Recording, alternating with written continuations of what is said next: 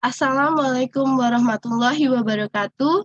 Baiklah, kami dari PEM Akamigas Cepu akan memaparkan jurnal yang telah kami buat berdasarkan penelitian yang telah kami laksanakan, yang disusun oleh Ibu Woro Rukmi, Ibu Sri Lestari, Andi Abdul, Duain, Kartini Sulistianingsih, Rusdianti, Fernando Sarimanela, Pangeran Rafli, dan Rahmat Fadil. Judul yang kami buat yaitu pengaruh konsentrasi NaOH dan H2SO4 pada proses delignifikasi dan hidrolisis batang kayu kaliandra terhadap kenaikan presentase perolehan bioetanol menggunakan teknologi SHF secara kimia.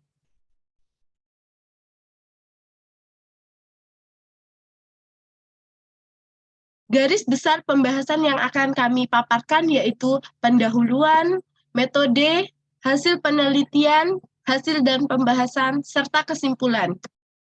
Masuk ke pembahasan pertama yaitu pendahuluan.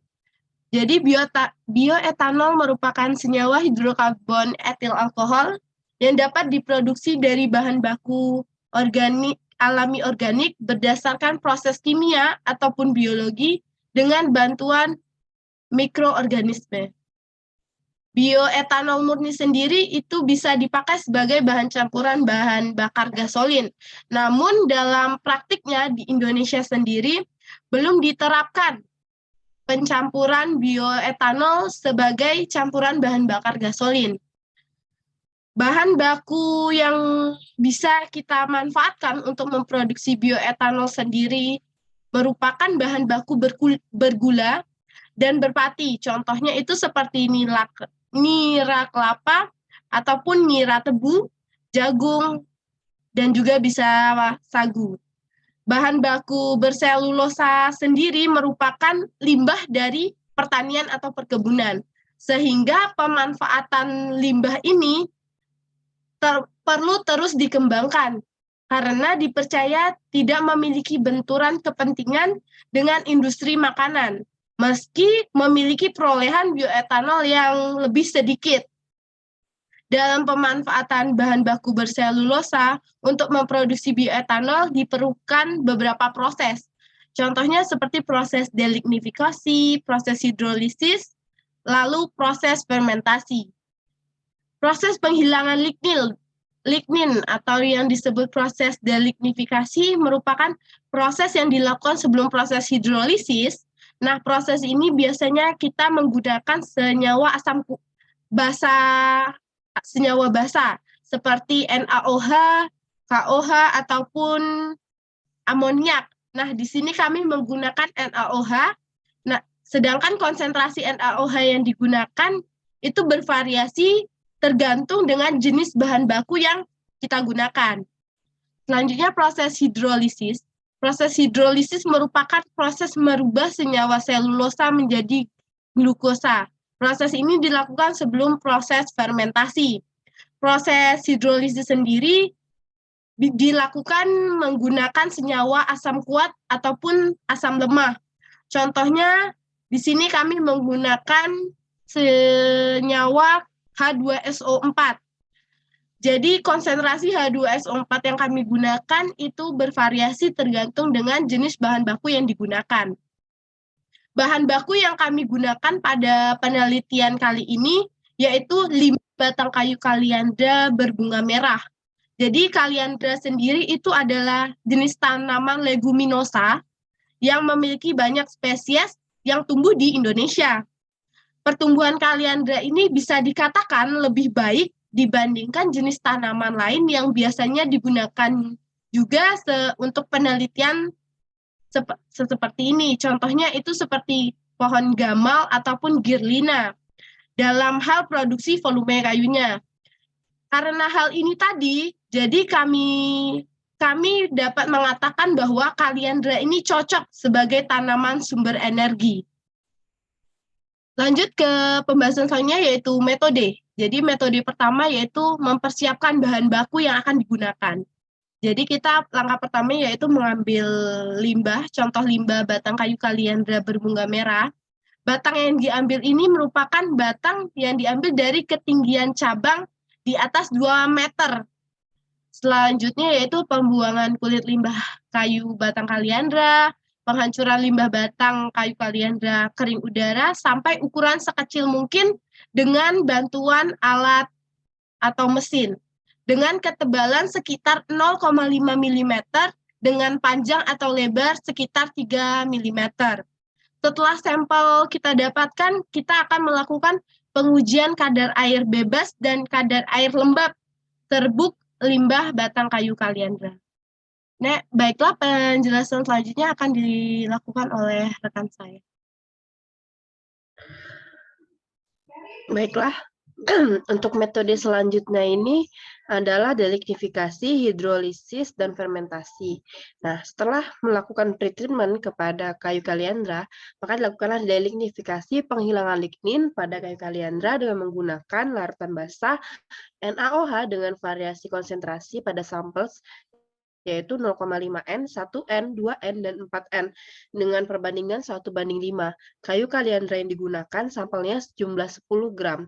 Nah, pada proses delignifikasi, perbandingan NaOH dan sampel adalah 1:5. Namun pada penelitian yang telah dilakukan, kami menaruh volume NaOH itu sesuai dengan seberapa banyaknya terendam kayu kaliandra di dalam NaOH. Nah, jadi kami melakukan proses delignifikasi ini pada suhu 85 derajat Celcius di atas hot plate dengan pengadukan 120 rpm selama 5 jam. Nah, pada praktiknya ini dilakukan tidak full selama 5 jam, namun hanya beberapa saat dalam prosesnya. Pengadukan yang dilakukan pun dengan menggunakan manual dengan tangan dan bukan dengan stirrer. Nah, proses selanjutnya setelah melakukan proses delignifikasi, dilakukanlah proses pencucian. Pencucian ini bertujuan untuk menghilangkan kadar NaOH pada sampel kaliandra. Nah, proses pencucian ini dilakukan dengan Aquades hingga pH dari si kayu kaliandra ini menjadi netral. Setelah dilakukan proses pencucian, lalu dilakukanlah proses hidrolisis. Hidrolisis di sini menggunakan senyawa asam kuat yaitu H2SO4 dengan variasi konsentrasi 0,5N, 1N, 2N, dan 4N dengan perbandingan 1:5. Proses hidrolisis ini pada praktiknya yang telah kami lakukan itu dilakukan pada suhu 30 derajat Celcius atau pada suhu ruang dengan pengadukan 120 rpm selama 24 jam menggunakan shaker. Selanjutnya, setelah dihidrolisis, sampel akan difermentasi menggunakan ragi, yaitu Saccharomyces cerevisiae 10% ragi yang dilakukan pada suhu ruangan 30 derajat Celcius selama 3 hari, 72 jam. Nah, proses selanjutnya ini adalah proses analisis hasil fermentasi.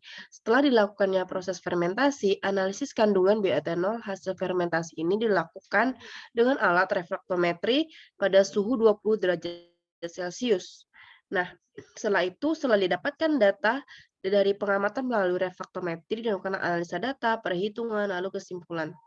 Nah, selanjutnya itu adalah kami akan membahas mengenai hasil penelitian yang didapatkan dari penelitian yang telah dilakukan.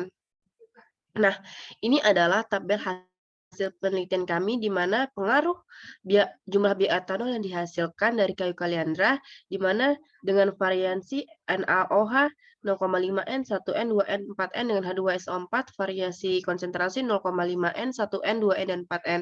Nah, dari tabel ini kita dapat hasil bahwa dalam proses lignifikasi menggunakan NaOH, hasil yang didapatkan itu seiring dengan bertambahnya kenaikan persentase NaOH, perolehan bioetanol pun juga ikut meningkat. Dari tabel ini dapat kita lihat bahwa NaOH mulai dari 0,5N hingga 4N, hasil dari bioetanol yang dihasilkan persentasenya itu semakin lama itu semakin naik. Nah, namun dari tabel ini dapat kita lihat konsentrasi bioetanol tertinggi didapat pada NaOH dengan konsentrasi 2N. Didapatkan hasil presentasi dari bioetanol itu 162, 234, 380, dan 405%. Nah, hal ini masih sejalan dengan penelitian lain yang dilakukan sebelumnya, di mana penelitian sebelumnya itu yang dilakukan oleh Wulandari mengenai dengan sampel yang berbeda, yakni sampel wet bean di mana dari hasil penelitian tersebut didapatkan konsentrasi optimal penggunaan NaOH adalah 1,55 N untuk optimum lignifikasi. Nah, dari hasil yang kami dapatkan di penelitian kami, bahwa konsentrasi NaOH optimum digunakan untuk proses ini adalah 2N, karena menghasilkan konsentrasi presentasi bioetanol yang terbesar pada NaOH 2N. Nah, selanjutnya itu hasil yang didapatkan itu adalah kenaikan H2SO4 untuk hidrolisis cenderung terus menaikkan presentasi perolehan bioetanol. Nah, dari sini dapat dilihat semakin bertambahnya konsentrasi H2SO4, maka konsentrasi presentasi bioetanol pun akan bertambah. Nah, dari sini dapat kita simpulkan bahwa semakin tinggi konsentrasi H2SO4 yang dipakai, yakni 4N, maka presentasi persen bioetanol pun akan semakin besar. Nah, hal ini tapi belum bisa disimpulkan bahwa H2SO4 ini optimum untuk digunakan pada proses pembuatan bioetanol dari kaliandra, karena masih ada kemungkinan lain ketika kita menambahkan konsentrasi H2SO4, maka bioetanol yang dihasilkan itu akan semakin besar.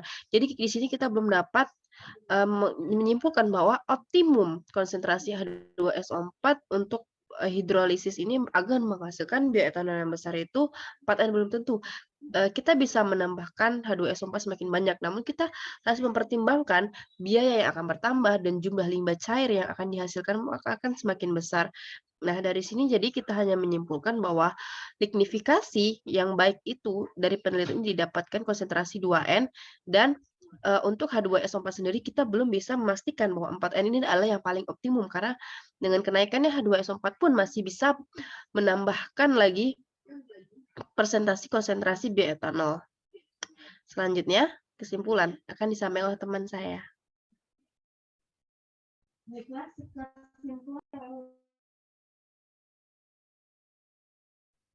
Baiklah, kesimpulan yang bisa kita ambil dari penelitian yang telah kami lakukan yaitu yang pertama, diameter batang kayu kaliandra 5-7 cm memberikan hasil bioetanol tertinggi. Delignifikasi menggunakan NaOH dengan konsentrasi 2N memberikan tingkat perolehan bioetanol paling baik.